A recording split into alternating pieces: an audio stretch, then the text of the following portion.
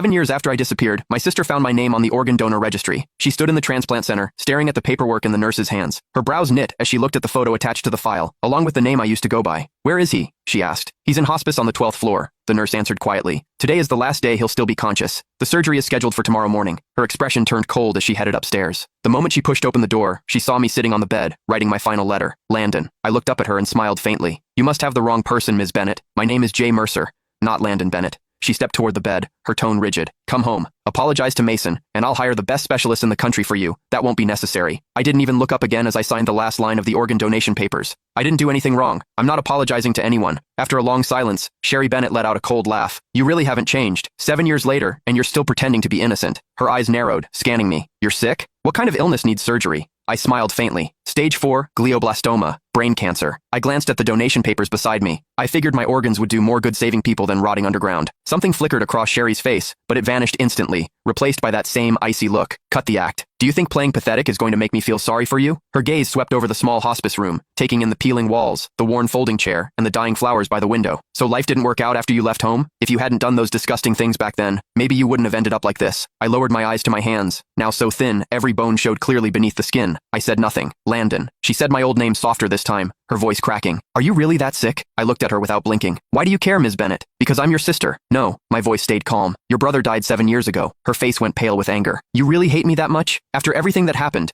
Are you seriously pretending you weren't the one who enough?" I cut her off. "You didn't come here to dig up the past. Say what you actually came to say." She opened her mouth, then hesitated, completely speechless. I gave a soft laugh. "Let me guess. Mason needs a new liver, doesn't he?" Sherry didn't answer. She didn't have to. The way her eyes avoided mine told me everything. I leaned back against the hospital bed, laughing under my breath. "So, that's it. After 7 years, he finally remembered he had an older brother. Today, you came here to ask for my liver?" "Not ask," she corrected sharply. "It's your duty. You agreed to donate before, and Mason needs you again now. He's your brother." I stared at her, amused by how ridiculous she sounded. "Sherry, when you kicked me out 7 years ago, why didn't you remember I was his brother then?" "That was your own fault," she snapped. "If you hadn't done those horrible things to Mason, if you hadn't framed him, I never would have kicked you out." Her voice shook with fury. "You're still lying. Still acting innocent. You think disappearing for 7 years erased what you did?" I slowly closed my eyes as numbness spread through my chest. Even now, she never doubted him. To her, I was always the villain. "Please leave. I need to rest." She grabbed my shoulder hard enough to hurt. "Listen carefully. Mason needs your liver." I opened my eyes, looking at her calmly. "Then he can wait for someone else. My organs are already promised to strangers." Her whole body shook with anger. "How can you be so heartless? Mason saved my life back then.